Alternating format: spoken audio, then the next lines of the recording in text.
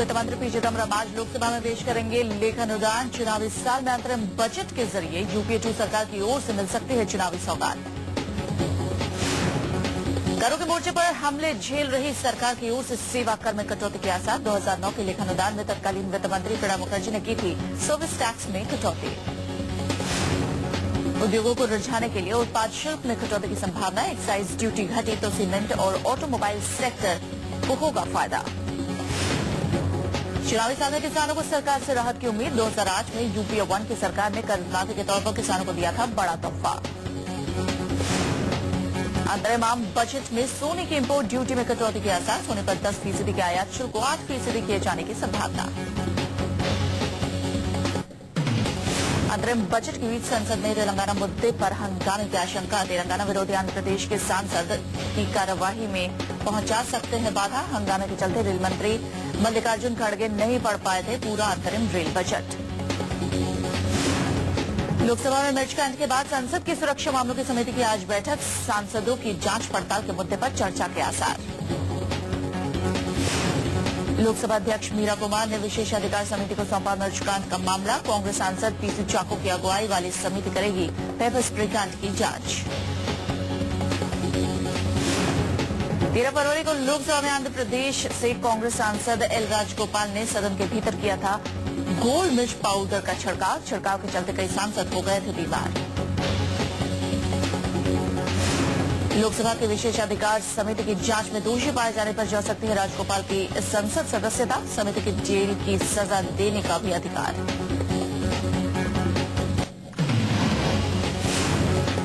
दिल्ली की गति छोड़ने के बाद आम आदमी पार्टी ने आम चुनावों के लिए कसी कमर। आप ने जारी की लोकसभा उम्मीदवारों की पहली सूची में 20 उम्मीदवारों के नाम का ऐलान।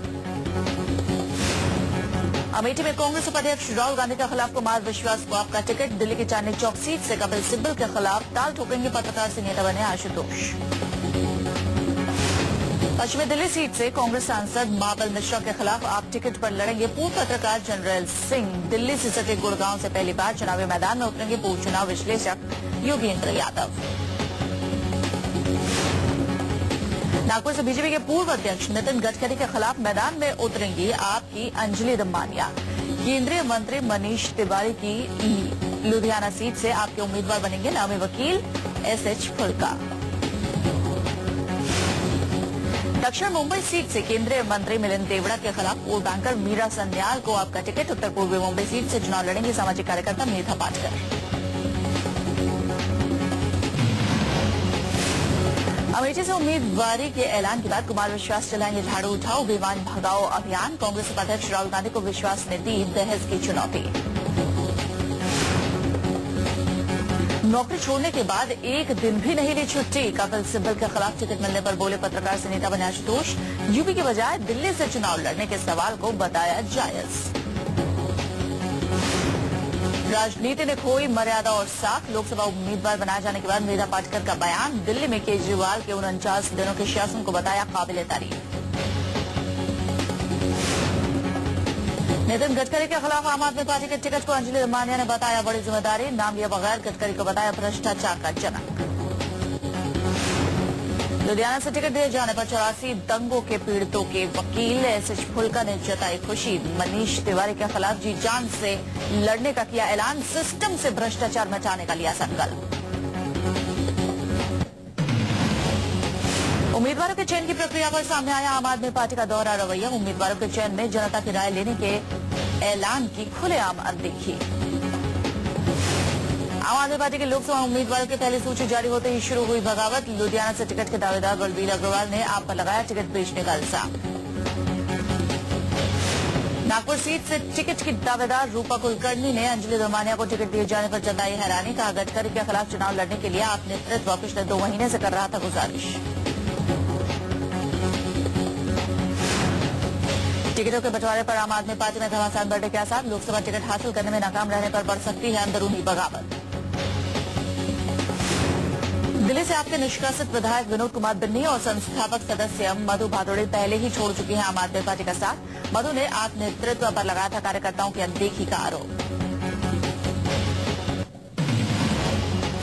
हिमाचल प्रदेश की रैली में कांग्रेस पर जमकर बरसे नरेंद्र मोदी। सोनिया, राहुल और हिमाचल के सीएम वीरभद्र पर बीजेपी के पीएम उम्मीदवार ने जमकर साधा निशाना।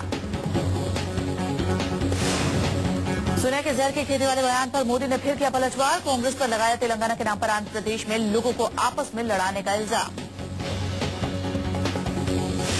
मोदी ने बीजेपी को बताया रिलेशनशिप वाली पार्टी। कहा बीजेपी एक ऐसी पार्टी है जहां सिर्फ मेंबरशिप नहीं रिलेशनशिप होती है। एक बार जो बीजेपी में आ जाए खून का रिश्ता बन जाता है।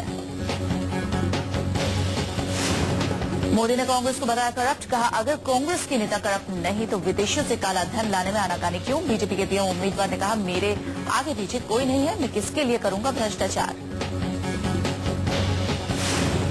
मोदी ने हिमाचल प्रदेश के सीएम वीरभद्र पर लगाया भ्रष्टाचार का इल्जाम। कहा पीएम कहते हैं कि वैसे पेड़ पर नहीं उगते, लेकिन वीरभद्र कहते हैं कि सेब की खेती से 14 गुना पैसे मिल गए। मोदी के हमलों को हिमाचल प्रदेश के मुख्यमंत्री वीरभद्र सिंह ने बताया खुद का अपमान। कहा मोदी ने मेरे सूबे में आकर किया मेरा असम्मान। निर्दोषी या निर्दोष तय करेगा आयकर विभाग। कांग्रेस पर मोदी के हमलों पर केंद्रीय मंत्री राजीव शुक्ला का पलटवार। कहा जनता से 60 महीने मांग रहे मोदी भूल गए एनडीए का 6 सालों का शासन। कांग्रेस पर मोदी के हमलों को शुक्ला ने बताया चुनावों से पहले का ब्लेम गेम। मोदी पर निशाना साधते साधते फिर पटरी से उतरे इस्पात मंत्री वीरेंद्र प्रसाद वर्मा। राहुल गांधी को बताया पिछले 10 साल से देश का प्रधानमंत्री। कहा पूरा नहीं होगा मोदी के पीएम बनने का ख्वाब। समाजवादी पार्टी के नेता नरेश अग्रवाल ने मोदी पर की विवादास्पद टिप्पणी। बीजेपी के पीएम उम्मीदवार को बताया ओछी मानसिकता वाला शख्स। अंतर्राष्ट्रीय संबंधों, आतंकवाद और महंगाई पर मांगी मोदी की राय। मोदी पर विरोधियों के हमलों के बीच समर्थकों के बीच चरम पर बीजेपी के पीएम उम्मीदवार की लोकप्रियता। नवसारी से बीजेपी सांसद सीआर पाटिल ने मोदी के लिए किया यज्ञ।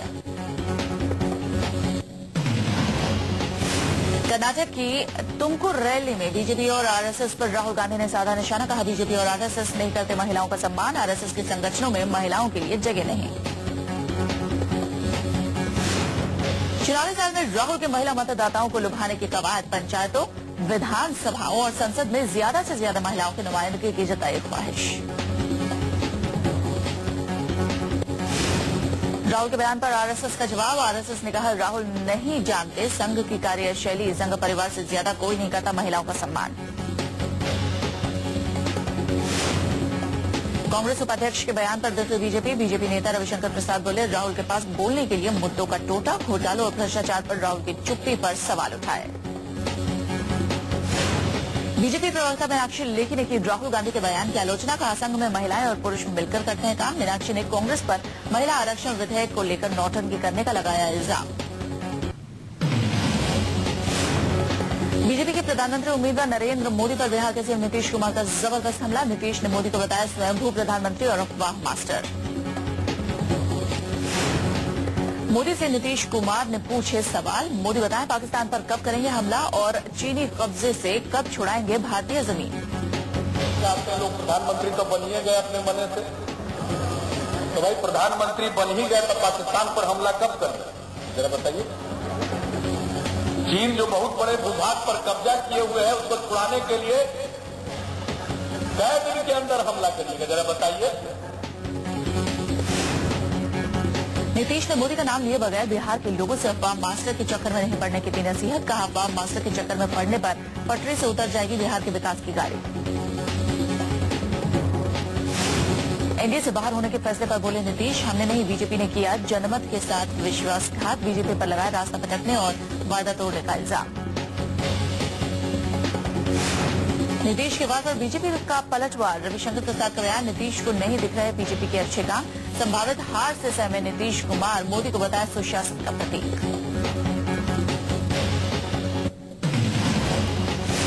हरियाणा के सीएम भूपेंद्र सिंह हुड्डा पर से इस समय फेंका गया जूता लगने से बचे हुड्डा। हिरासत में जूता फेंकने वाला शख्स। हाल ही में पानीपत में हुड्डा को एक शख्स ने जोड़ा था थप्पड़। यूपी में मंत्री और नौकरशाहों के आपसी रिश्ते के लिए खेला गया 2020 cricket match. CM Akhilesh Yadav की अगुवाई में मंत्रियों की टीम ने 2 रन से जीता मुकाबला। बीजेपी के मिशन मोदी के लिए लखनऊ में बाइक रैली। समर्थकों ने बाइक रैली के जरिए किया मोदी का प्रचार। Modi T shirt, Modi mask और मोदी धुन के साथ लखनऊ की सड़कें मोदी समर्थकों से पटी। मुंबई में चुनावी कामयाबी के लिए चला नमो रथ। रथ पर मतदाताओं के लिए रखे गए सुझाव बॉक्स। कांग्रेस सांसद प्रिया दत्त की नॉर्थ मुंबई सीट पर सबसे ज्यादा चक्कर लगाएगा नमो रथ। मोदी के गृह प्रदेश में नमो नील पेंटिंग की धूम। मोदी समर्थक कलाकार ने राजकोट में लगाई प्रदर्शनी। राजकोट में आज मोदी को पेश की जाएगी नमो नील पेंटिंग। सुप्रीम कोर्ट में महाराष्ट्र नवनिर्माण सेना की मान्यता रद्द करने की जनहित याचिका पर सुनवाई आज। जनहित याचिका में चुनाव आयोग की हिंसक गतिविधियों में लिप्त रहने वाली एमएनएस की मान्यता रद्द करने की अपील। गुजरात दंगों में दोषी पूर्व मंत्री मायाबेन कोडनानी की जमानत बढ़ाने की अर्जी पर सुप्रीम कोर्ट में सुनवाई आज। खराब सेहत का हवाला देकर कोडनानी ने की जमानत बढ़ाने की गुजारिश। सुप्रीम कोर्ट में बीएसपी के पूर्व मंत्री रामवीर उपाध्याय और बाबू सिंह कुशवाहा के अवैध संपत्ति मामले में सुनवाई आज। दोनों नेताओं ने दी है लोकायुक्त की सिफारिशों को चुनौती। दिल्ली के बजारा हाउस कोर्ट में बीएसपी सांसद धनंजय सिंह पर आज तय होंगे बलात्कार के आरोप। धनंजय पर है 42 साल की महिला का 4 सालों तक यौन शोषण का आरोप। दिल्ली के रोहिणी स्थित निचली अदालत में हरियाणा के पूर्व मंत्री गोपाल कांडा की जमानत अर्जी पर सुनवाई आज। कांडा पर अपनी कंपनी की पूर्व स्टाफ गीतिका शर्मा को खुदकुशी के लिए उकसाने का आरोप।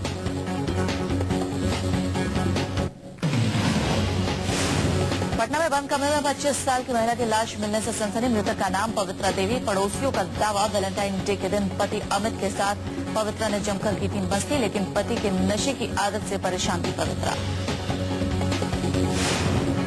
रांची में 5 साल के मासूम के साथ बलात्कार से गुस्साई मां ने आरोपी की पीट कर की हत्या। बलात्कार के आरोपी को लोहे की रॉड से सरेआम पीट कर मौत के घाट उतारा। यूपी के कन्नौज में विधवा दलित महिला की खौफनाक हत्या। आरोपी ने महिला को जिंदा जलाकर घर की दूसरी मंजिल से नीचे फेंका।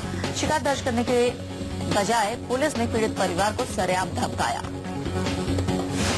मुंबई पुलिस ने जारी किए 3 साल की मासूम बच्ची के अपहरणकर्ताओं के स्केच। अपहरणकर्ताओं ने 11 फरवरी को आइसक्रीम का लालच देकर बच्ची को किया था अगवा। 14 फरवरी को विरार स्टेशन के पास बच्ची को छोड़कर फरार हो गए थे बदमाश। घर वालों के पास है बच्ची। गाजियाबाद में मनचले को महंगा पड़ा लड़की का पीछा करना। सरेआम मनचले की हुई धुनाई। लड़की की मां ने मनचले को पहले फोन कर बुलाया, फिर जमकर पिटवाया।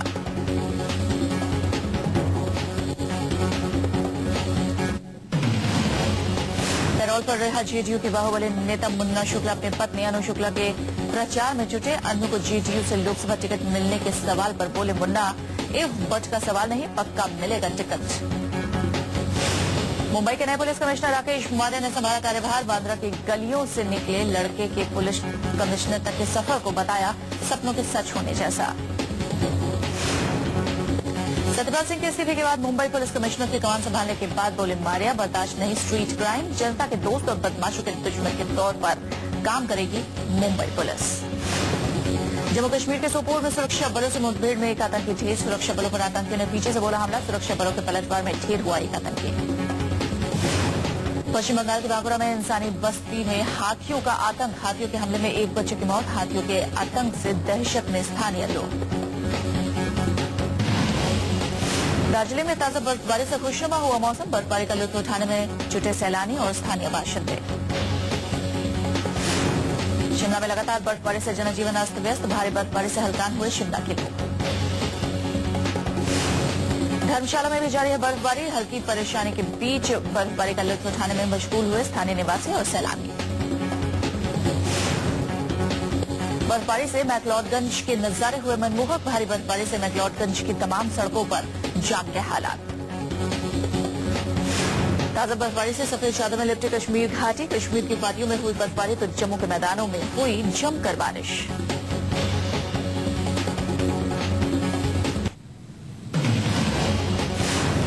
सोची विंटर ओलंपिक 2014 में पहली बार लहराएगा तिरंगा। अंतर्राष्ट्रीय ओलंपिक समिति की ओर से भारतीय ओलंपिक संघ से प्रतिबंध हटाने के 5 दिन बाद सोची में लहराया गया राष्ट्रीय ध्वज। जापान में एक ही हफ्ते में दूसरी बार भारी बर्फबारी से कई दर्जनों की जान गई। कुदरत के कहर में सैकड़ों जख्मी। ठप हुआ ट्रैफिक। बिजली व्यवस्था भी चरमराई। इंडोनेशिया में लापता जापानी डाइवर्स का अब तक सुराग नहीं। इंडोनेशियाई बचाव कर्मियों ने रोका बचाव अभियान। आज दोबारा शुरू होगा लापता जापानी डाइवर्स का खोजी अभियान। इंडोनेशिया में जावा द्वीप के गेलुद ज्वालामुखी में भयंकर विस्फोट के बाद नरमी के संकेत। ज्वालामुखी विस्फोट की चपेट में आकर 4 की मौत, दर्जनों जख्मी, 18 किलोमीटर के दायरे में राख ही राख।